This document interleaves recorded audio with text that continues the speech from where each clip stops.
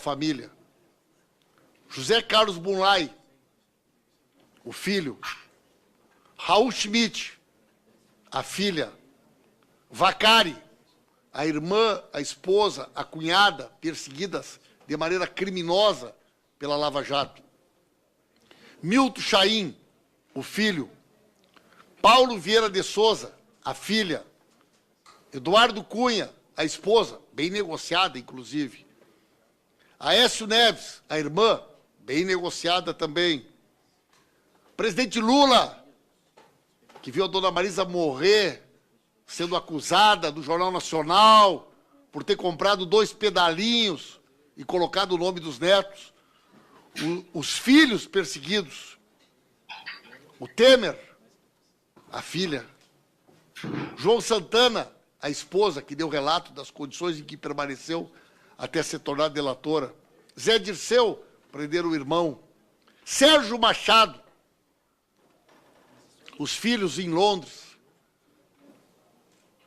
Consta que possuem 900 milhões de libras em imóveis e foram autorizados a pagar 70 milhões de multa, enquanto Sérgio Machado vive numa casa que parece um palácio 7 estrelas, sem que nenhuma das suas questões tenham sido comprovadas.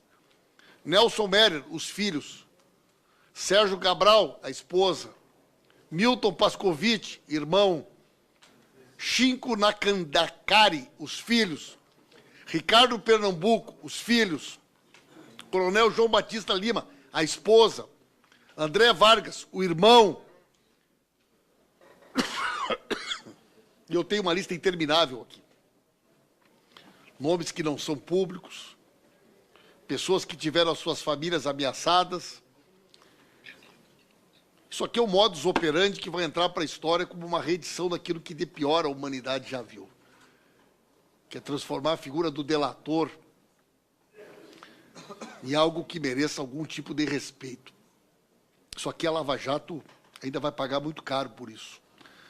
O senhor acha que a tortura, a perseguição, a ameaça a familiares se tornou um método de investigação na Lava Jato?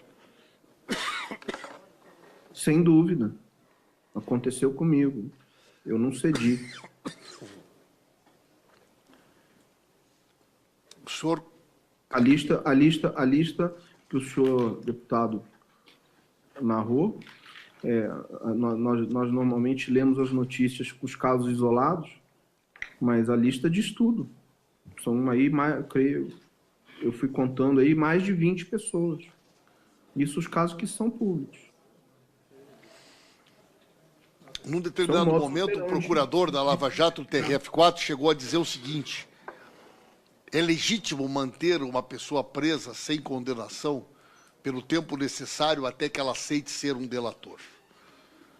Isso foi defendido publicamente, deputado Vadir, por um procurador da Lava Jato. É legítimo manter uma pessoa presa sem julgamento e sem condenação até que ela aceite ser um delator. É legítimo perseguir familiares, ameaçar familiares, em troca das informações que nos interessam.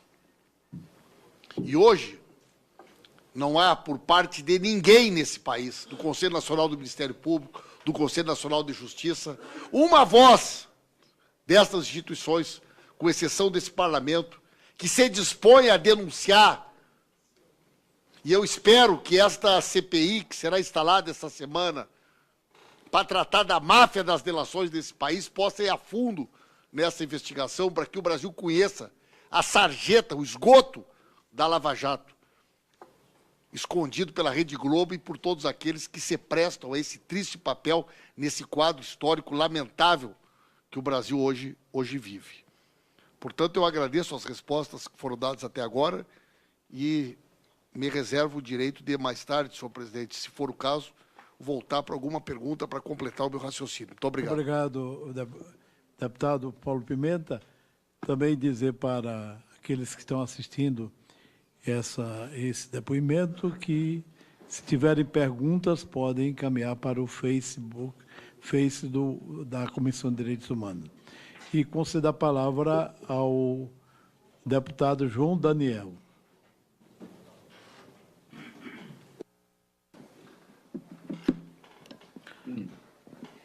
Presidente Luiz Couto, queria parabenizar toda a comissão que faz essa importante audiência. Ao doutor Rodrigo Tacla Durão, quero dizer que é fundamental e muito importante para o Brasil este depoimento. Quero parabenizar o trabalho sério dos grandes parlamentares desta casa, em nome de Paulo Pimenta e Vandida Mus, que estiveram desde o início estudando e debatendo. Esse depoimento que Vossa Excelência, Dr. Rodrigo Tacla Durão, dá aqui para esta comissão, contribui muito para aquilo que todos que estudam o Brasil estão percebendo o que vem ocorrendo na nossa atual momento brasileiro, em especial o surgimento desta história da Lava Jato, de como ela foi preparada, de como ela foi trabalhada, com quais foram e quais são os verdadeiros objetivos do juiz Sérgio Moro e dos procuradores. Eu queria apenas parabenizar e fazer uma pergunta a Vossa Excelência, uma pessoa que tem conhecimento. Nós temos uma avaliação, eu em particular, e tudo que nós estamos debatendo e acompanhando. O Brasil e nenhum país teve grandes desenvolvimentos se não tivesse grandes empresas. Na tua avaliação e nas informações que Vossa Excelência tem, não está clara de que toda esta operação Lava Jato tem como um grande objetivo entregar as riquezas, em especial do petróleo e da Petrobras, a empresas multinacionais. Há poucos dias, o juiz Sérgio Moro, mais uma vez, é homenageado nos Estados Unidos por empresários, por gente que tem clareza da importância do petróleo e da Petrobras brasileira, tem interesse, participa, são donos, são acionistas. Vossa Excelência não vê em tudo isso a falta de interesse de ouvi-lo. E certamente, como o senhor, tem outros que o juiz Sérgio Moro não teve interesse em ouvir. Que a cada dia fica mais claro o grande objetivo e quem deve ser criminalizado, quem deve ser preso, quem deve ser perseguido. A pergunta que eu gostaria de fazer a Vossa Excelência era: não há interesses das grandes empresas, em especial dos americanos, com esta operação e com o juiz Sérgio Moro sobre a questão da Petrobras? Deputado, eu não tenho qualquer informação a esse respeito, nem juízo de valor. Eu, nos últimos anos, tenho me concentrado estritamente em fazer a minha defesa e tentar produzir as provas necessárias para isso, porque eu estou sendo acusado sem prova, eu preciso fazer prova da minha defesa, é uma inversão do ônus da prova. Mas sobre essa sua pergunta, eu não tenho maiores informações nem juízo para poder lhe responder.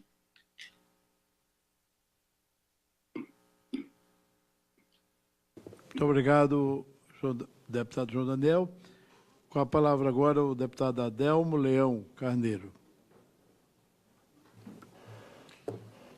Cumprimentar os deputados e deputadas aqui presentes, saudar de modo muito especial esses dois grandes companheiros, o nosso líder Paulo Pimenta e o Vandida Mus, pelo trabalho dedicado e aprofundado sobre essa questão. Cumprimentar o Rodrigo Tacla Duran, por este momento de imensa preocupação e de inquietude desse Brasil que está em função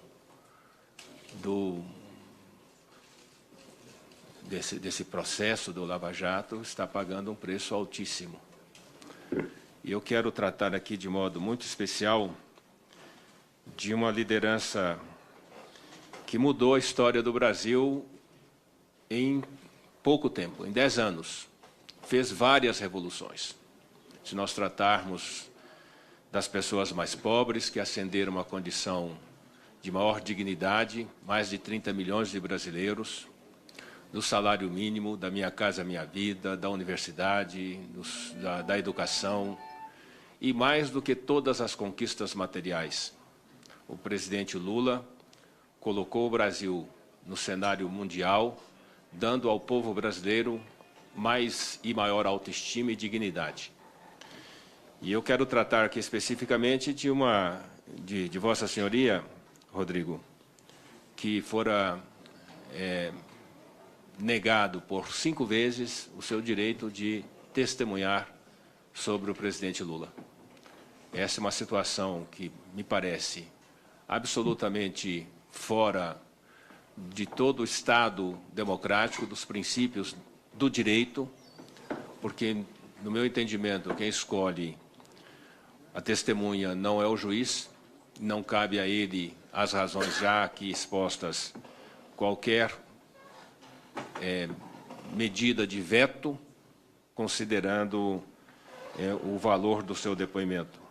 Colocar aqui também que, diante do que tudo que foi dito aqui hoje, certamente tem algumas questões que são de natureza retórica e nós não temos materialidade do que está na palavra, mas tem muitos elementos que podem ser traduzidos em materialidade, podem ser comprovados efetivamente. E um judiciário que eventualmente nega essa situação passa a ser conivente com o que há de mais grave no nosso mundo. Eu vi, na sua consideração inicial, que talvez o elemento que mais o emocionou foi quando tratou da sua condição de enfrentamento da ditadura espanhola, que nós também vivemos aqui ditaduras. E já disse um grande brasileiro que a pior de todas as ditaduras é a ditadura do judiciário, porque nós não temos contra ela elementos mais fortes de fazer essa luta. E me parece que, se ela não existe no judiciário por inteiro, ela está existindo nesse processo. Nesse processo que coloca como elemento de combate, como referência para o combate à corrupção. E pelo que foi dito aqui e o que está sendo anunciado, Lava Jato é um grande cartel de corrupção, é uma grande estrutura de corrupção. Não é aceitável nesse país também o que está sendo dito e que nós vimos até o presente momento, que uma pessoa do porte, da dimensão, e qualquer que fosse a pessoa, porque, na realidade, se o presidente Lula hoje está preso, muitos numa condição também sem prova, muitos Lulas estão presos no nosso Brasil por um sistema judiciário que atua de maneira seletiva e de maneira a acelerar o processo de proteção de alguns e de acelerar a punição de muitos outros, quando pobres, negros ou quando afrontam os interesses de uma estrutura dominante que está além das nossas fronteiras. Então, eu quero, primeiro, pedir a sua consideração na condição de quem fora convocado, que fora convidado, que por diversas vezes negada a sua condição de testemunha do processo que se faz contra o presidente Lula, condenado hoje, preso por um processo, um triplex, que não tem escritura, não tem a chave do apartamento, não tem carnê de IPTU, de água, de luz, de gás, não tem aluguel, não tem absolutamente nada, está preso e condenado por mais de 10 anos. Se isso é aceitável nesse país, se isso é compreendido, não é absolutamente. E por quê? e numa condição em que, sistematicamente, o país está sendo entregue, está sendo conduzido na lógica desse sistema de entrega e de enfraquecimento de todas as riquezas e de todos os ganhos do povo brasileiro. Isso é muito sério. Eu quero também pedir a sua, mais uma vez, a sua consideração, embora o Paulo tenha colocado isso aqui com muita ênfase, mas é preciso que a gente repita essa questão do que esse sistema seletivo de delação e comprado e negociado de delação na Lava Jato. Que sistema é esse? Que atitude é esta que não é só um juiz de duas caras ou dois juízes? Quem é que condenou o presidente Lula? Qual é os moros que condenou o presidente Lula? Como é que pode ser admitido uma questão desta natureza? Onde estará efetivamente a nossa resistência e a nossa luta para nós quebrarmos este esquema que está entregando o nosso país, está condenando não só um presidente, não só uma pessoa, está condenando o povo brasileiro a reduzir a ganhos conquistados com duríssimas penas, duríssimas e grandes lutas. Não tem nenhuma conquista do povo brasileiro que tenha sido simples e que tenha sido gratuita. Foi fruto sempre de grandes e de importantes lutas e de muito sofrimento do povo brasileiro, e que estas conquistas estão sendo perdidas. Eu peço, então, para Vossa Senhoria tratar da questão sobre o presidente, a condenação do presidente Lula, se esta condenação, se o julgamento que levou à sua condenação apenas foi uma formalidade ou foi um teatro, porque a condenação já tinha sido ocorrido antes, por diversas vias, sustentada por omissão e por ação de Ministério Público, os moros que Vossa Senhoria tem referido aqui. Estes moros são sustentados por quais interesses, por quais forças que hoje ainda atuam contra o Brasil e contra o povo brasileiro? Deputado, no caso da... Eu não pedi para ser testemunha do presidente Lula, eu fui arrolado pela defesa dele. Eu não conheço o ex-presidente Lula, não conheço o advogado do ex-presidente Lula. Mas eu estaria, como eu já disse, eu estaria à disposição, não só dele, como de qualquer outra pessoa que viesse a rolar como testemunha. No caso do presidente Lula, do ex-presidente Lula, o que chama a atenção é que, além dele ter o cerceamento de defesa pelo indeferimento da minha oitiva como testemunha, soma-se a isso que também há a condenação sem esgotar todos os recursos. Isso é um assodamento.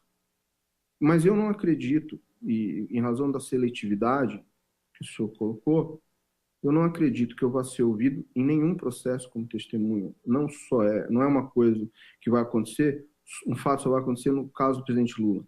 Não aconteceu no caso do presidente Michel Temer, que eu deveria ser arrolado, por ter sido citado, não fui.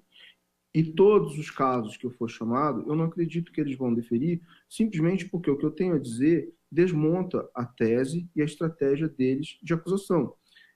A parte de eu dizer, se eu fosse delator, serviria só eu dizer.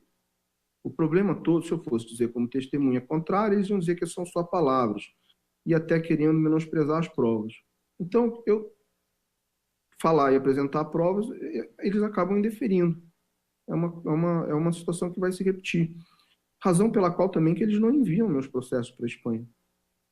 Porque eles enviarem aqui, eu vou exercer meu direito de defesa, vou comprovar, e eu acho que eles têm medo de mais uma derrota internacional. Na verdade, acho que eu atribuo a isso.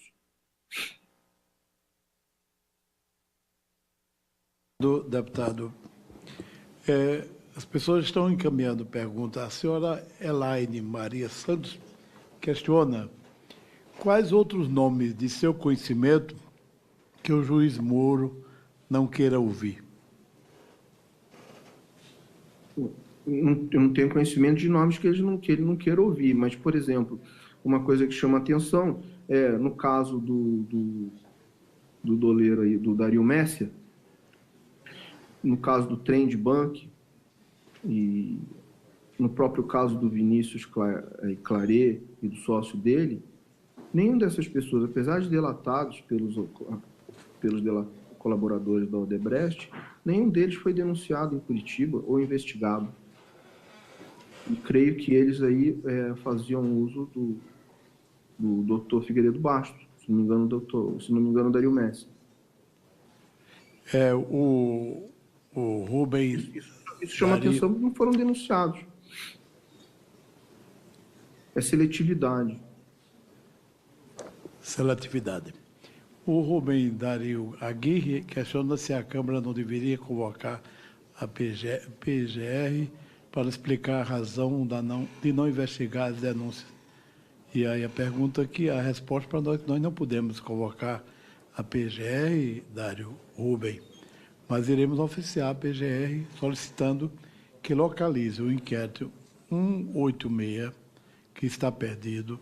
Questionaremos também a explicação a respeito das outras violações ao devido processo legal do senhor Rodrigo, particularmente sobre a procrastinação da emissão do parecer de homologação de decisão estrangeira. Então, nesse sentido, a pergunta deles é que nós não podemos convocar, mas iremos encaminhar solicitando essas informações. O senhor teria alguma coisa a acrescentar sobre essa indagação do senhor Rubem Dario Aguirre? Sobre a convocação da Procuradora-Geral, não. Mas dos dados que o senhor... Sobre os ofícios, sim, eu vou, inclusive, facilitar as informações detalhadas à comissão para poder encaminhar os ofícios. Muito obrigado. Números dos processos e todos os detalhes. Iremos agora ouvir, depois de ouvirmos as vozes masculinas, agora teremos 3 deputadas que irão falar. A primeira, a Érica não está aqui no momento, tá? Érica não está, então é Luiziane Lins. Não, Maria do Rosário. Maria do Rosário. Muito obrigada, senhor presidente. Eu cumprimento o deputado Luiz Couto, presidente dessa Comissão de Direitos Humanos e Cidadania, e cumprimento também o autor do requerimento, o deputado Vadir Damus, nosso líder, Paulo Pimenta, cada parlamentar que aqui acompanha, o senhor que faz esse depoimento à Comissão de Direitos Humanos e a todos que nos acompanham. Essa comissão aprovou o requerimento do deputado Vadir Damus com base em princípios que nós somos guardiões neste parlamento e na sociedade brasileira. E, de modo específico e direto nessa comissão, nós nos constituímos como guardiões da defesa de direitos humanos e dos princípios constitucionais. Ora, o Brasil, pela Constituição de 1988, tem como princípio da República a democracia e ser um Estado democrático e de direito. Portanto, todo abuso de autoridade constitui-se uma violação ao artigo 5º, que trata dos direitos e garantias fundamentais e que estabelece a igualdade com a qual todos os cidadãos e cidadãs brasileiras devem ser tratados. A minha primeira questão ao senhor diz respeito a isto. Se, como cidadão brasileiro, o senhor acredita que o seu país e o sistema de justiça o trata neste momento com desigualdade e sem considerar as suas prerrogativas como alguém que tem a contribuir com o sistema de justiça e que busca fazê-lo na condição de testemunha. Sem dúvida, deputado. As prerrogativas de advogado já foram desrespeitadas lá atrás. As prerrogativas, o devido processo legal que eu deveria ser submetido, eu não fui. É tão seletivo, eu vou citar um caso análogo e concreto. No caso do Bernardo Frei Burraus, ele foi denunciado, se não me engano, na primeira ou segunda denúncia da Lava Jato. Ele mora na Suíça, ele é suíço. O juiz Sérgio Moro levou, se não me engano, 3 anos para transferir o processo dele. e 4 anos para baixar o alerta vermelho que aconteceu semana passada pela notícia que eu li no estado de São Paulo. Na verdade, ele não tinha jurisdição do caso desde o primeiro minuto, quando o Bernardo já estava na Suíça. Então, esse tipo de coisa que fez de manter o processo arrastado, inclusive contrário aos preceitos que eles tanto prezam de celeridade e justiça, ele manteve por 4 anos o cerceamento de ir e vir do Bernardo, ele só deu a baixa semana passada. Ele está tentando fazer provavelmente o mesmo comigo. Enfim, a briga que houve aí no caso do Raul Schmitt, na extradição de Portugal, também deixou muito claro que as pessoas que acabam se defendendo, conseguindo se defender em outra jurisdição, pela razão que seja, ele acaba perseguindo. No meu caso, eu optei como a extradição como estratégia de defesa. Não nego isso. E avisei os procuradores, meu advogado estava comigo.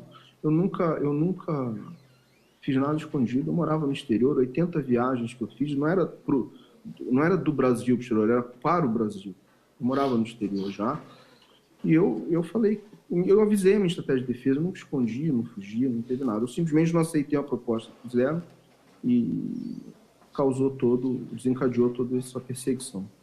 Ao responder afirmativamente que o senhor considera estar sendo cerceado no seu direito de defesa e ter procurado outras alternativas que lhe viabilizam defender-se, o direito de defesa é um valor constitucional fundamental, Vossa Senhoria apresenta aqui uma atitude discricionária existente pelo juiz Sérgio Moro no seu julgamento, no seu juízo ou nas suas atitudes. Quando o juiz Sérgio Moro refere-se ao senhor como foragido e em várias entrevistas desqualifica as contribuições que o senhor possa fazer em juízo como testemunha não apenas do presidente Lula, mas de Temer e de outros para os quais o senhor foi arrolado. O senhor aceita essa condição de foragido? Eu lhe pergunto porque foragido é aquele que vive escondido ou clandestino em outro país ou cidade por ser procurado pela justiça no seu local de origem. O senhor é um foragido da justiça brasileira?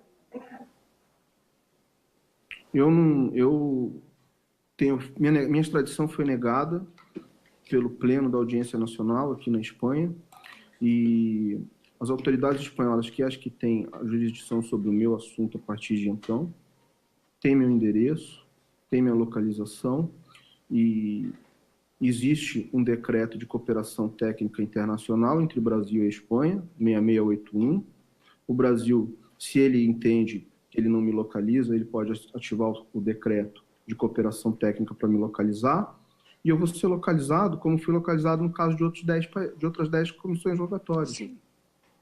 Então, Vossa Senhoria... Da mesma forma que eu compareci à rogatória brasileira, que eles solicitaram, e eles não compareceram, eu compareci. Eu não deixei de ir. Vossa Senhoria afirma, então, o senhor afirma que não está na condição de foragido porque a justiça brasileira tem seu endereço é sabido e a sua condição de permanência na Espanha é reconhecida pelo governo espanhol, pelas autoridades espanholas e foi comunicada ao Brasil, tanto que compareceu a uma audiência solicitada pela justiça brasileira por carta rogatória. Nessa audiência, o não comparecimento de procuradores brasileiros, o senhor poderia avaliar isso? Qual a sua avaliação sobre... O senhor compareceu e havia sido solicitada por autoridades brasileiras, mas as autoridades brasileiras não compareceram. Eles nunca explicaram por que não vieram, nem a mim, acho que também não é o caso, mas eu nunca vi nenhuma notícia, nada nem nota me explicando. Tomaram a decisão de não vir. É um direito deles não vir, eu não vejo nenhum problema. Eles só não podem dizer que não me localizam. E como advogado, o senhor diria, na sua condição, se o senhor fosse refletir sobre isto, ao que interessaria a justiça brasileira que os procuradores... Não, a justiça brasileira não. A tese que o senhor sustenta de estar em uma condição de exceção, de ser alvo de uma justiça seletiva, no que interessaria a esta tese, a este procedimento seletivo e persecutório com o senhor, o não comparecimento das autoridades brasileiras a essa audiência? Deputada, não é tese, é fato. O fato, então? Eu colaborei com diversos países e com o Brasil, eles não é no caso de ser testemunha do ex-presidente Lula, não é nem no meu caso, de investigar o meu caso, de transferir o meu processo. Essa rogatória que eles pediram e não vieram, era no meu caso. No seu caso. Então o senhor não foi ouvido. A partir do momento que eles me ouvirem, eles vão produzir provas no Brasil. Então o senhor nunca foi ouvido pelo Ministério Público, diante das denúncias que o senhor faz? A minha pergunta é a seguinte: o Ministério Público, de acordo com o artigo 129 da Constituição Federal, tem a competência de requisitar diligências, instaurar inquérito policial, solicitar diligências investigatórias, solicitar a instauração de inquérito policial, de acordo com fundamentos jurídicos, e se manifestar nas peças processuais. O senhor tem notícia de que foi solicitado um inquérito investigatório, alguma diligência? O que o Ministério Público Federal fez com as denúncias que o senhor tem reiteradas vezes apresentado de que houve uma tentativa de extorsão de 5 até milhões de dólares por parte de Zucoloto, que é o padrinho de casamento de Sérgio Moro? Vossa Senhoria levantou isto como uma denúncia grave, a existência de uma indústria de delações premiadas, com tráfico de influência, onde parentesco, convivência se mistura a interesses. Isso está sendo investigado? O senhor tem informação de que é um procedimento formal de investigação da sua denúncia? Que eu saiba, não está sendo feito nada, deputado. A esse respeito, nada. E quando... Nunca foi feito. Nunca foi feito? Não tenho conhecimento. Quando o senhor levantou isso? Exatamente que mês, que ano que o senhor levantou isso? Bom, na verdade, esse assunto do Zucoloto. Do Zucoloto, eu estava fazendo ainda estou fazendo um livro, e eu comecei a escrever antes, né? E eu estava compilando essas coisas, eu havia contratado uma pessoa aqui na Espanha para fazer isso, e ela cometeu o equívoco de subir num site e ficou no cache do Google. E aí acabou vazando para a jornalista, acho que é a Mônica Bergamo, se não me engano, em agosto do ano passado, ela publicou, e como é verdade, eu não iria negar. Então, desde agosto de 2017, tornou-se público que a sua denúncia de que este advogado, com quem o senhor mantinha uma relação profissional anteriormente, porque era seu ponto focal em Curitiba, pelo que eu ouvi do seu depoimento hoje, esse advogado que o senhor procurou para apresentar-se à Força-Tarefa da Lava Jato, colocou ao senhor a necessidade de... Como ele conhecia, eu estou lendo aqui uma afirmação feita na CPMI, se não me engano, onde o senhor depôs anteriormente no Senado, porque ele conhecia as autoridades de Curitiba, Duran respondeu como pagaria os honorários diretamente ao advogado, e ele lhe teria dito, sim, mas por fora, porque eu tenho que resolver o pessoal que vai ajudar nisso. Fazemos como sempre, a maior parte você me paga por fora. Isso era usual? Ele já tinha lhe cobrado outras formas? Bom, nesse assunto eu entendi que ele estava cobrando por fora porque não podia ser de uma forma oficial. E ele pedia esses 5 milhões para quê? para auxiliar no êxito dessa negociação. E o que seria auxiliar a negociação? Melhorar as condições do acordo. Melhorar as condições de que acordo? Que estava sendo discutido na PGR em Curitiba naquela ocasião. Então, 5 milhões serviria para melhorar as suas condições dentro do acordo, as condições do acordo entre o senhor, que participaria, no caso, nessa hipótese, e que acabou não participando, mas nessa hipótese seria o delator e, do outro lado, os procuradores da Lava Jato? Esses 5 milhões seriam para isso? Ele tinha acesso às pessoas, foi por isso que eu procurei. Ele tinha acesso a isso e o senhor intuiu, ou o senhor avalia, ou o senhor, pelo debate com ele, pôde compreendeu que esse dinheiro seria para pagar melhores condições no seu acordo. Sim, isso claro, era para melhorar o acordo. Agora, se ele ia pagar terceiros ou não, eu não entrei no mérito, porque eu não gostei da conversa, deputado. Eu achei, ali, somado todos os fatos que estavam acontecendo, na verdade, ali estava indo para um caminho de extorsão, para mim, naquele momento. E eu não quis seguir. Não eram os honorários dele. 5 milhões não eram honorários dele, era o que ele disse por fora, era para resolver, esse é seu depoimento. O senhor disse na outra vez, para resolver o pessoal que vai ajudar nisso. Essa foi a afirmação de Zuccolotto para o senhor? Sim, está na mensagem, foi essa. Foi periciado. Bom, além disto, o senhor recebeu um e-mail, depois de conversar com o Zuccolotto, e ele lhe colocar essa necessidade de 5 milhões de reais para melhorar, para ajudar nisso, que seria melhorar os termos do acordo. Aí, eu estou imaginando aqui numa linha de tempo. O senhor fez essa conversa com o Zuccolotto e alguns dias depois, quanto tempo depois, o senhor recebeu um e-mail e de quem era esse e-mail e se essas pessoas integravam a força-tarefa e tratavam de delações?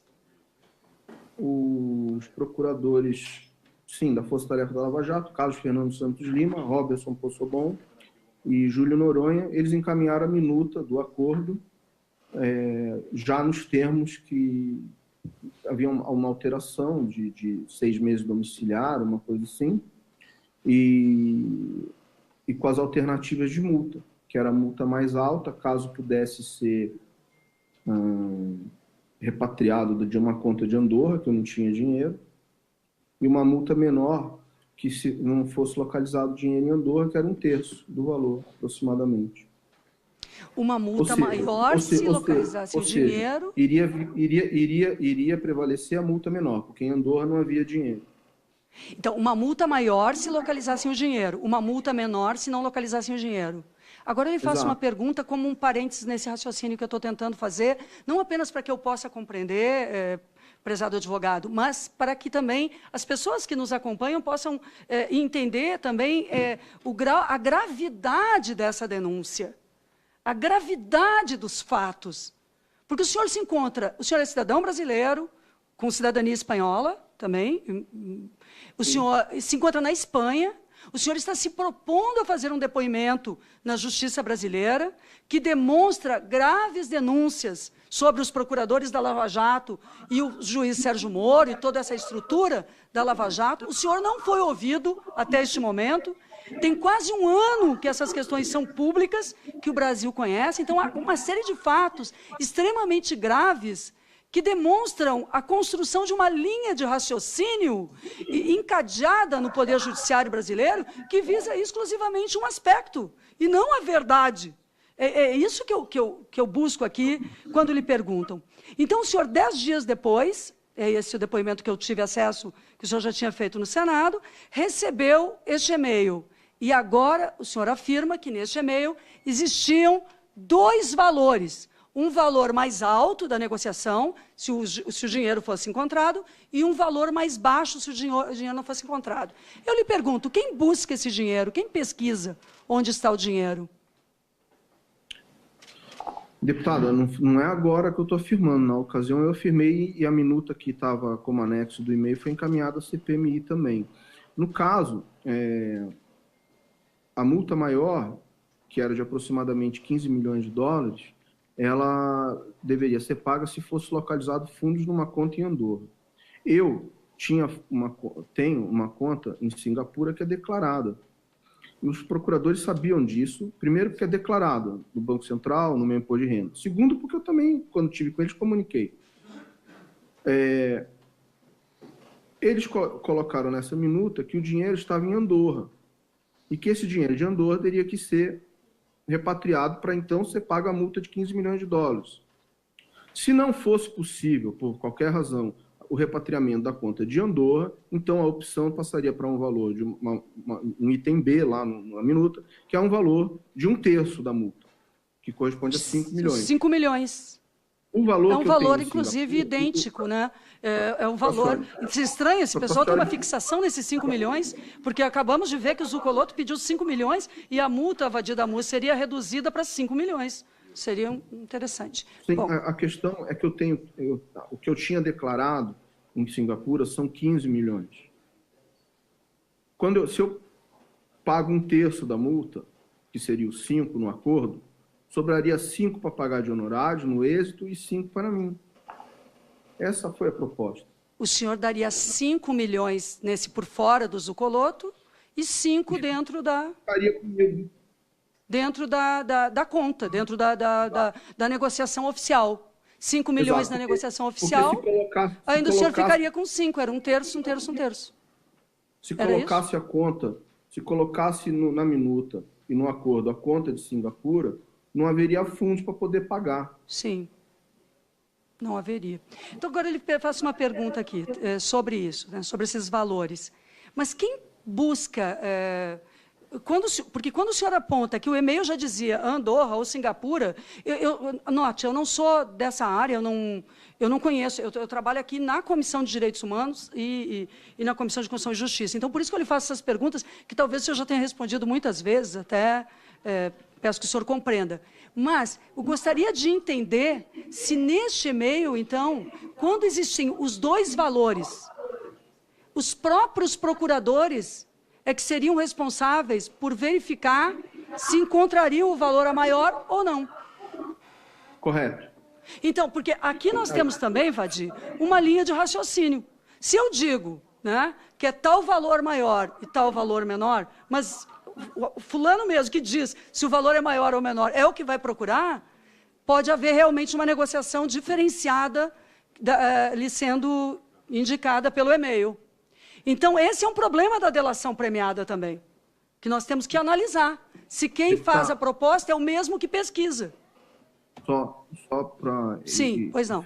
Depois eu sigo com as minhas questões. Para auxiliar no seu raciocínio, a minha conta em Singapura só foi bloqueada por meio de cooperação técnica internacional depois de ocorrido todos esses fatos que Vossa Excelência narrou cronologicamente. Bem, ao observar estes fatos, o senhor repetiu várias vezes que não será ouvido em nenhum processo. Não só no do presidente Lula, não só outros, mas em nenhum processo. O senhor está convencido que o seu depoimento modifica a tese que tem sido sustentada por Sérgio Moro? Sem dúvida. Não fosse assim, não iam atrás de fazer perícia e tentar sustentar o que devia ter sido feito antes, né, de acusar as pessoas. O senhor pode afirmar, então... Deputado, eles não vão me ouvir nem no meu processo. Se quisessem, eles tinham vindo aqui, dia 4. O senhor pode afirmar que, além desta questão da propina, da extorsão que sofreu por parte do Zucoloto, que tem relações pessoais ou políticas, a gente não sabe nem quando o judiciário já tem relações políticas também, o judiciário política enfim, políticas e judiciárias. Além desta extorsão que o senhor afirma ter sofrido e que indica mensagens por WhatsApp como comprovação... É o Wicker. Como? É um outro aplicativo. Wicker, é um outro aplicativo. Neste outro aplicativo, o senhor afirma que houve adulteração nos sistemas todos que lhe foram perguntados aqui pelo deputado Paulo Pimenta. No seu depoimento, o senhor avalia que nós estamos lidando com uma ação articulada dentro da Lava Jato? Porque aqui o senhor trouxe vários elementos. Por exemplo, o senhor disse que tem um processo seu, que tem informações necessárias, que o deputado Luiz Couto, inclusive, se comprometeu em solicitar. O deputado Luiz Couto referiu ao número do processo, inquérito 186, 2016. É um inquérito da Polícia Federal. Em São Paulo. Em São Paulo. O senhor referiu a isso. O senhor disse também, afirmou aqui, no mesmo início, quando disse que existem 2 Moros, um que é homenageado pelo mundo e outro que atua de uma forma planejada, persecutória e violadora dos direitos humanos. O senhor disse que há uma procrastinação na PGR, porque um documento de um processo administrativo, por 7 meses o senhor acompanha e não foi despachado. Então, aqui nós já vemos diferentes focos. Um na Polícia Federal, outro na PGR, outro no Poder Judiciário. O senhor acredita que há uma ação articulada para impedir que o senhor faça o seu depoimento? Eu não sei se impedir ou postergar, né? Alguma coisa do gênero.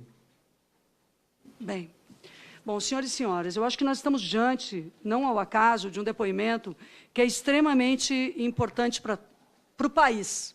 É importante para o país. Primeiro, porque nós temos que recuperar alguns princípios constitucionais.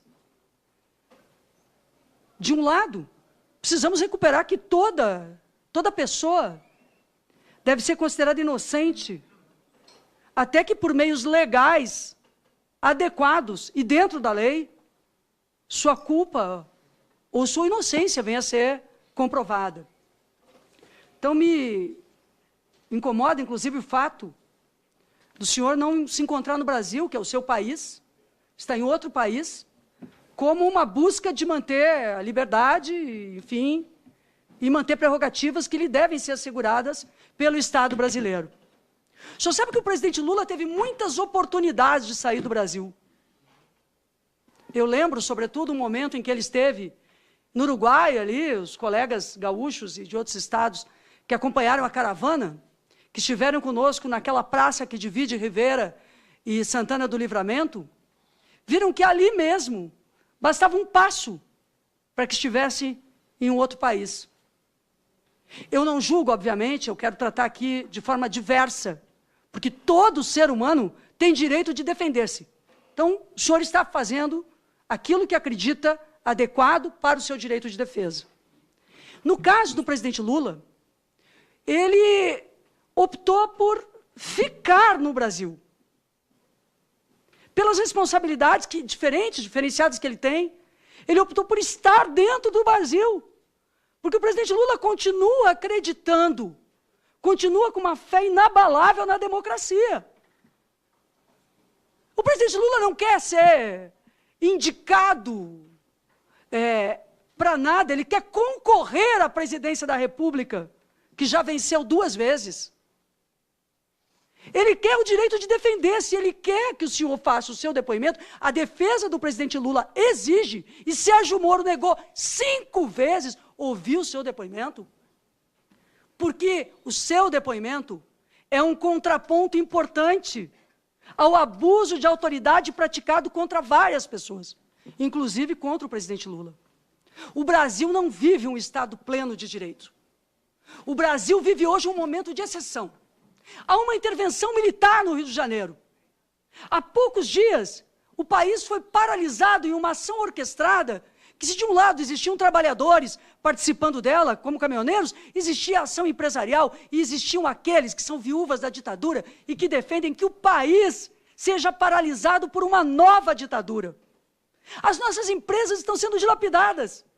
Por trás do seu depoimento, o que nós não enxergamos aqui, no seu depoimento, e que não enxergamos em tudo isso e nas ações de Sérgio Moro, existe o pré-sal roubado, existem as privatizações, existe o interesse sobre as petrolíferas, existem empresas nacionais fortes que estão sendo destruídas pela gestão da Lava Jato, com milhões de pessoas desempregadas.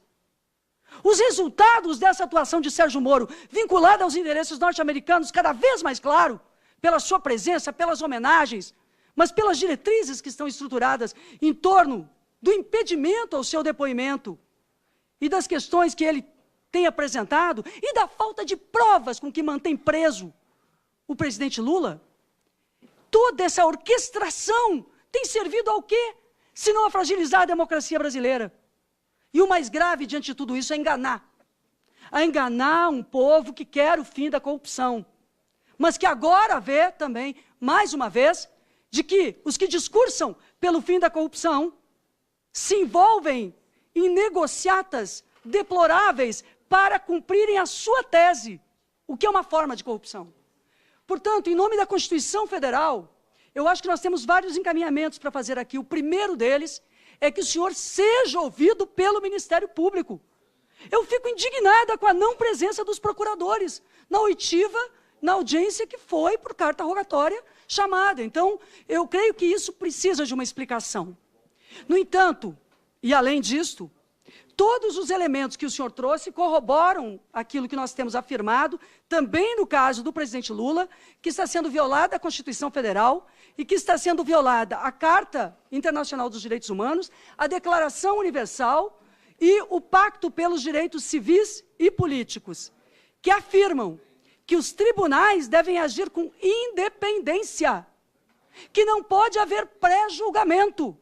O fato do juiz Moro, todas as vezes, em relação ao senhor, ter atitudes e depoimentos desabonadores da sua pessoa, demonstra, mais uma vez, a inadequação dos seus procedimentos judiciais.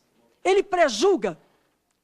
E nós aqui queremos que ele, também diante de nós e do Conselho Nacional de Justiça, que deve tomar providências, atue para que não permaneça existindo essa violação a direitos inerentes da dignidade humana, à vida privada, à honra e, sobretudo, não aconteçam pré-julgamentos. Nós precisamos, a partir das denúncias de violações aos direitos humanos que estão integradas aqui ao seu depoimento, solicitarmos ao CNJ, ao CNMP, que retomem e respondam as questões que a Câmara dos Deputados tem levantado sobre as atitudes de Sérgio Moro e dos procuradores da Lava Jato, e precisamos também que sejam responsabilizados naquilo que diz respeito ao cerceamento das atividades advocatícias, dos advogados, as atividades, como aconteceu com o nosso colega Vadir Damus, as atividades, a direito de defesa e ao abuso de autoridade de um modo geral. Eu quero dizer ao senhor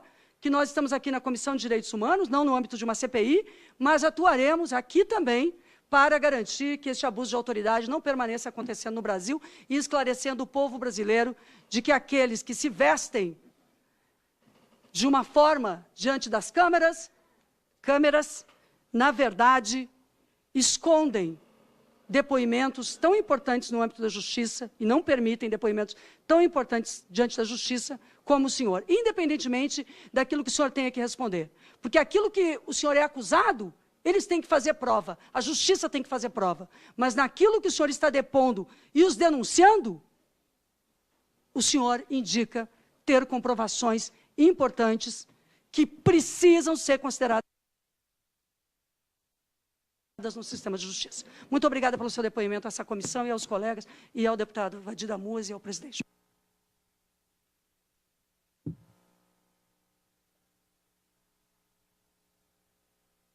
Indagações que foram feitas pela deputada Maria do Rosário. Algum comentário? Não. Então, agora nós vamos passar, são as perguntas que vêm das pessoas. Do MPA, é o Movimento dos Pequenos Agricultores. Ele faz a seguinte pergunta: houve algum pagamento de seu escritório em algum período à advogada Rosângela Wolff Moro? E se houve, Para que serviço?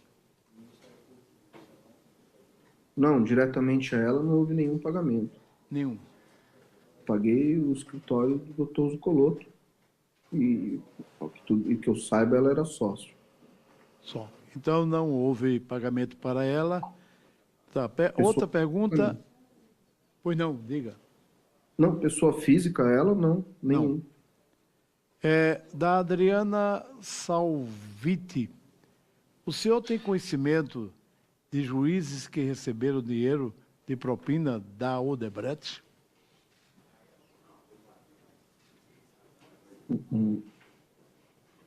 Não, juízes não. Não. Do Robercil Parreira. O senhor pode informar novamente quem atende pelo codinome flexível dos sistemas da Odebrecht? Acho que é flexão, é o Dario Messi. É o Dario. Sim, Não é flexível, é flexão. flexão. Houve delação deste codinome e de suas atividades no esquema? Se sim, por que o senhor acha que foi delação?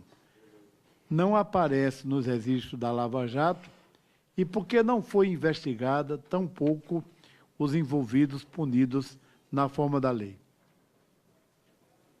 Não, eu não tenho conhecimento de nenhuma informação sobre o codinome dele. O codinome dele foi na lista que a empresa que administrava o sistema encaminhou à Polícia Federal, não tem o nome do codinome Flexão e o nome do Dario Messi.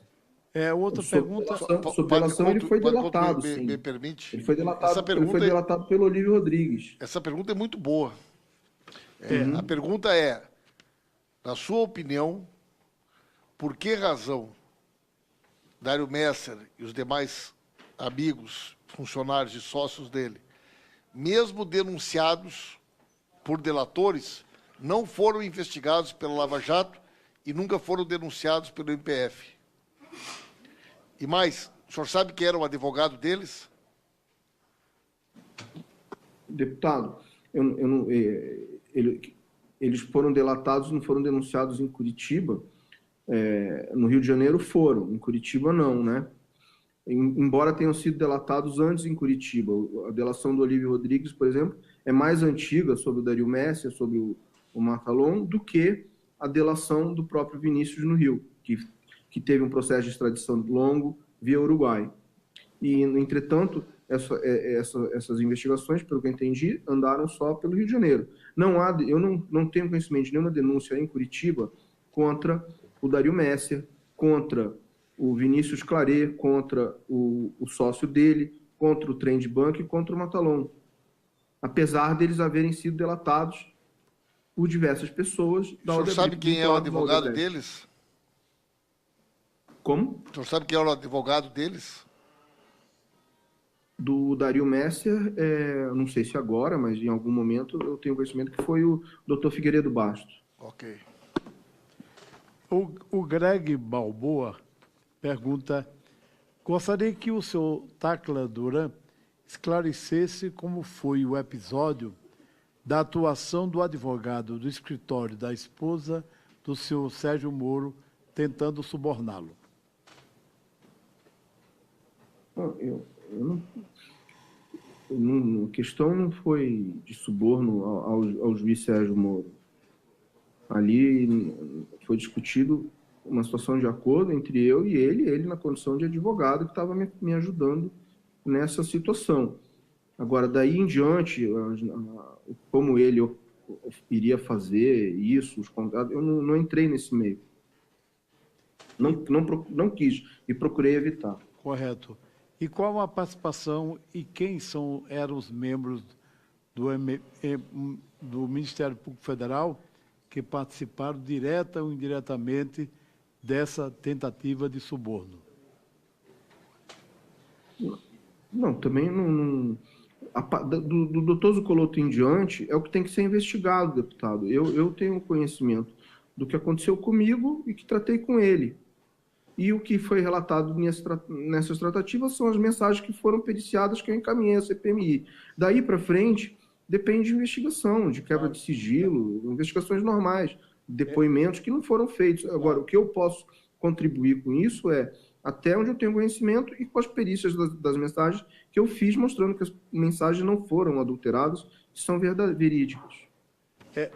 Nós estamos fazendo pergunta de pessoas que mandaram via o Face, né? O Erisvaldo Souza diz o seguinte, pergunta: o senhor Táquila tomou conhecimento se outros casos em que ofertas de negociação envolvendo propina foram feitas? Pois a Operação Lava Jato pode ter transformado esse tipo de ação em tentativas comuns junto a advogados e investigados? Se o senhor tomou conhecimento de outros casos?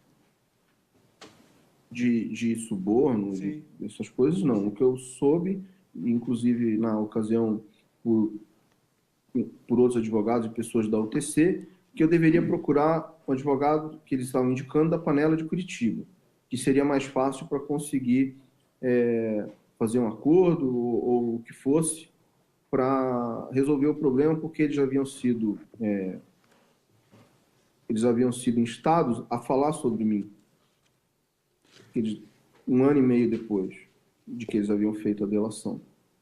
E então, antes deles irem falar, eles falaram: olha, nós vamos falar e eu quero que você procure um advogado. Deu uma lista de advogados, que eram advogados que tinham trânsito melhor para tratar do assunto em Curitiba.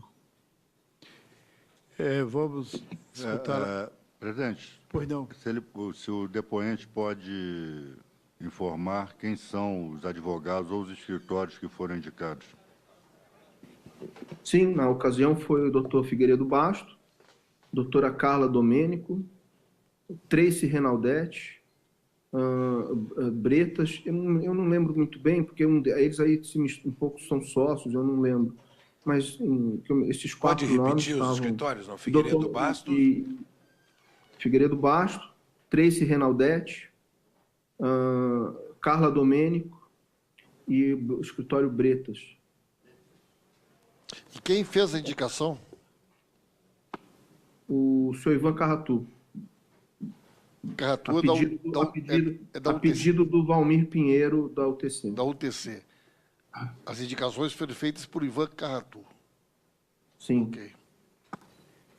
Vamos ouvir agora a deputada Luiziane Lins. Boa tarde a todos. Senhor presidente da Comissão de Direitos Humanos, deputado Luiz Couto e os demais membros dessa comissão, advogado Táquila Duran, que nós estamos ouvindo aqui.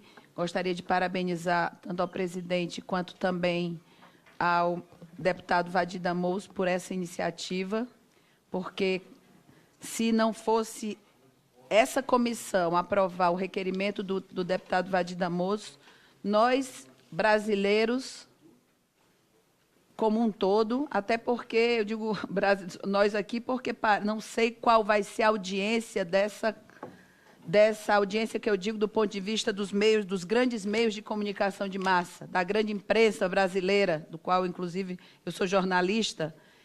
Se os grandes meios de comunicação, os grandes jornais, rádios, televisões, revistas, portais, redes sociais de todas essas emissoras e canais, até também a TV Câmara, eu espero que a TV Câmara esteja aqui. A TV Câmara está aqui, alguém da TV Câmara se coloca aqui no ambiente? Dá para ver se às vezes eles ficam lá fora, dá para ver se a TV Câmara está lá fora, aqui, que é costume de qualquer audiência, a TV Câmara aguardar os deputados para entrevistá-los depois. Alguém podia ver para mim, pessoal aqui da minha assessoria? Acho que alguém podia dar uma olhada aqui. Não está aqui no ambiente ninguém da TV Câmara, e eu sei que são profissionais extremamente comprometidos. Mas, infelizmente, devem ter recebido ordem maior para não estar aqui, porque é surpreendente. Se não encontrar aqui na frente nem ali, a TV Câmara, surpreendentemente, não está cobrindo essa audiência, o que, para mim, é esquisito, no mínimo. E eu queria dizer mais. Olhe, se Nós, não tem ninguém lá fora, acabei de ser informada, ou seja, infelizmente, eu lamento profundamente que a TV Câmara, que tem por objetivo trazer para os brasileiros informações dessa casa, do que está acontecendo nessa casa, inclusive de uma audiência com essa importância que o doutor Tecla Duran, juntamente com o doutor Vadir Damoso, que é nosso deputado federal, eles trazem para nós. Eu quero me apresentar para o senhor, que está longe aí daí, e dizer que da Espanha, sou deputada Luiziane Lins, do PT do Ceará, e eu quero dizer a vocês, meu amigo, que eu até sabia, porque nós do PT conversamos entre nós e os companheiros deputados que estão à frente disso, que é o deputado Vadir Damoso, Paulo Pimenta, Paulo Teixeira, estão denunciando há muito tempo. Inclusive com a representação que aconteceu na Procuradoria-Geral da República no dia 5 de dezembro de 2017. Cobrando o resultado dessa representação, estiveram novamente esse ano, esses mesmos deputados, Vadir Damoso, Paulo Pimenta, Paulo Teixeira, estiveram com o subprocurador-geral da República porque não conseguiam a agenda com a procuradora. Somente no dia 2 de maio desse ano que a subprocuradora, Raquel Dodge, os recebe, inclusive colocando que em 7 dias daria uma resposta a esses deputados sobre a representação que foi feita à Procuradoria-Geral da República. E agora, no dia 15 de maio, nós tivemos a informação que esses mesmos deputados oficiaram à Procuradoria-Geral da República uma resposta, tendo em vista que todos os prazos foram esgotados, além de que são 6 meses, aí de 5 de dezembro para cá, quase 6 meses do protocolo dessa representação. Então, meus companheiros e todos aqui que estão presentes aqui, e eu até pergunto agora primeiro ao nosso nobre advogado que nos fala, eu vi aqui um Instagram que é atribuído a Vossa Excelência, que divulga uma série de notícias sobre essa questão, sobre toda essa questão que nós estamos discutindo aqui. Eu gostaria primeiro de saber se é seu. O Instagram? Sim. No Instagram, que apenas tem... Né? Porque hoje em dia é tanto fake, e aí eu tenho que lhe dizer, para depois não estar cometendo aqui fake news aqui, porque eu acho que, como jornalista, eu tenho que colaborar para destruí-los, os fake news, e não para construí-los. Nesse Instagram, algumas das publicações que Vossa Excelência diz, ou seja, torna público, que não é nada escondido, que são matérias da grande imprensa brasileira, onde a própria revista Veja dizia que na PGR, Miller ofereceu serviços para Odebrecht, ou seja, o ex-procurador da República. Também no Estadão diz que Marcelo Miller recebeu 450 mil do escritório de advocacia no caso JBS. Depois vimos a Folha de São Paulo, que diz que um determinado promotor, que no caso não é ele, mas como o senhor até comenta no seu Instagram, qualquer semelhança não é mera coincidência, o promotor quis, a matéria do jornal da Folha de São Paulo diz, promotor quis me forçar a delatar o Kassab, desacusado da máfia do ISS. Adiante, temos o Estado de São Paulo dizendo que advogado de delatores é acusado de cobrar propina. Continuando, nós vamos vendo uma série de matérias, inclusive uma agora do 12 de maio de 2018, um jornal diz que o Ministério Público Federal está perto de finalizar processo que investiga Marcelo Miller. E por aí vai. Então, eu gostaria de dizer a todos os que nos ouvem, aos deputados, que tudo que está acontecendo aqui é de uma gravidade impressionante. Nós estamos diante de uma situação chocante, estarrecedora. Nós estamos presenciando, e eu quero também fazer esse destaque antes de dizer a gravidade da situação. Vossa Excelência também está aqui, nas informações que tivemos, fez algumas, tem contribuído com algumas investigações em diversos países. Aqui fala em 7 países. Vossa Excelência confirma? Sim. 7 países. Poderia, assim, aqui,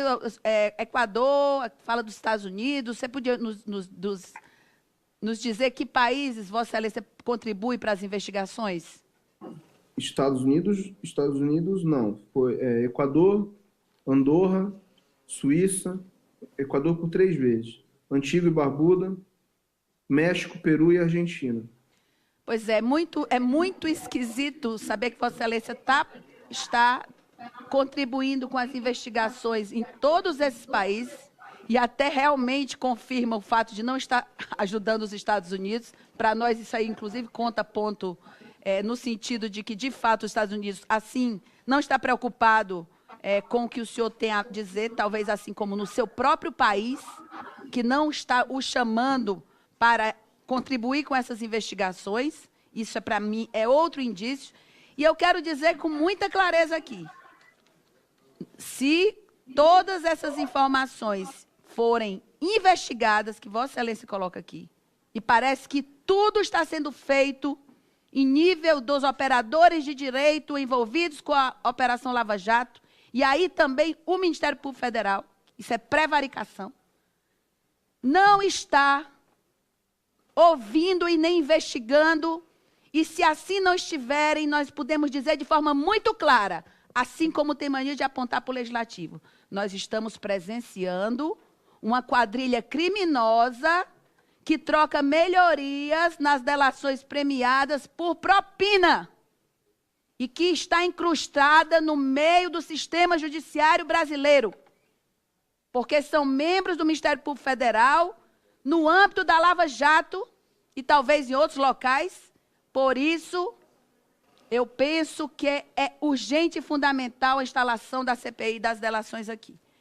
Por fim, eu gostaria de deixar claro e ouvir o que o nosso depoente teria a dizer, que está nos colocando aqui, que a própria PGR, que desde dezembro está sendo questionada, provocada através de representação pelo deputado Vadir Damoso, deputado Paulo Pimenta, o líder Carlos Alatin à época, e o deputado Paulo Teixeira, ao invés de dar satisfação, porque a própria procuradora, pelo que eu ouvi nos jornais, pela sua própria fala, disse que em 7 dias daria uma resposta e até agora nada.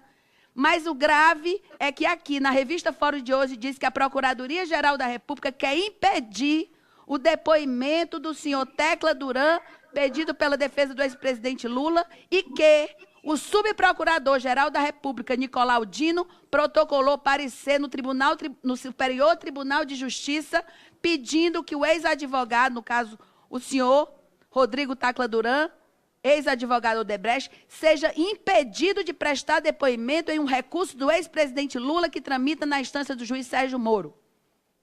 Isso é grave, porque a cada dia que passa, que o presidente Lula permanece de forma injustamente como preso político, encarcerado na sede da Polícia Federal, nós vemos um esquema criminoso se incrustando no judiciário e o que é mais grave, a Justiça faz de conta que não é com ela, o Ministério Público faz de conta que não é com ele, e aí, gente, o único poder que não é fiscalizado no Brasil, porque assim não permite aos brasileiros, é o sistema judiciário. Portanto, estamos diante de uma gravidade, porque se o povo não acreditar na justiça, que eu acho que, inclusive, máscara de muita gente está caindo nesse processo da Lava Jato, a Lava Jato, para mim, está desmoronando. Está desmoronando. Não é desmoronando, não, é desmoronando, porque as máscaras começam a cair, as pessoas começam a se apresentar do jeito que são e a farsa começa a ter fim. Portanto, eu parabenizo a sua coragem de estar aqui dando esse depoimento perante as comissões. E eu acredito, sinceramente, com toda a responsabilidade que o senhor possa ter ou venha a ter nesse processo de investigação. Se o senhor está dando esse mesmo depoimento para 7 países, o senhor não era, só se o senhor não amasse muito a sua vida, para poder saber as consequências que teria se o senhor estivesse mentindo na contribuição que o senhor faz a esses 7 países. Então, eu quero parabenizar pela coragem de estar aqui repetindo, que o senhor não ia ter 7 conversas diferentes, que o senhor, pelo menos juiz, eu acredito que tenha, no sentido de que fosse penalizado por autoridades internacionais. Portanto, eu finalizo aqui parabenizando mais uma vez o deputado Vadir Damoso e dizendo o seguinte: nós não vamos dar trégua enquanto o deputado Rodrigo, aliás, desculpe, o advogado Rodrigo Tecla Duran não for ouvido. Até porque é importante que a gente vá atrás do documento que o senhor recebeu da convocação para a audiência, para a oitiva em Madrid, que não aconteceu. Isso parece uma brincadeira, porque assim, é tão mal feito. Eu vou dizer uma coisa, esses golpistas, a gente estava talvez muito pior, porque os golpistas, além de tudo, são muito trapalhões. Um bando de golpistas trapalhões, que vem desde da Câmara dos Deputados, dos senadores, de gente que está envolvida no judiciário, que eu quero fazer ressalvas, eu sei que tem uma boa parte do judiciário que acredita no que faz, e faz sem fazer negócio, mas eu quero dizer que esses que estão fazendo negócio, que estão se associando para o crime, dentro do judiciário, dentro do Ministério Público Federal, têm que ser punidos como qualquer brasileiro. Afinal de contas, a justiça não é só para ficar colocando preso político na cadeia, como é o caso do presidente Lula, que é inocente. E o presidente Lula está pagando um preço alto por ter mudado o Brasil para melhor do jeito que mudou. E é por isso que eles têm medo do presidente Lula. Mas nós vamos fazer o presidente Lula presidente do Brasil em 2018, querendo eles, gostando deles ou não. Por isso, eu queria terminar aqui, senhor presidente, colocando que nós deveríamos aqui também convocar, senhor presidente da comissão, que agora eu não sei também nem quem está mais preso, porque, em geral, esse povo aqui não está, mas, assim, vamos chamar esse senhor Marcelo Miller aqui, que integrava essa comissão da Operação Lava Jato, saiu para poder ir para lá, para ver o que é que ele tem a dizer sobre isso, para poder saber o que é que ele tem a dizer sobre as acusações que são feitas contra ele. Vamos ouvir aqui, para ver o que é que ele vai dizer e para ver, porque que nós aqui, deputados, podemos chamar, sim, outras pessoas, inclusive um ex-procurador do Ministério Público Federal. Eu acho que a gente deveria ouvi-lo e colocar as contradições que estão postas hoje no processo chamado Lava Jato. Muito obrigada.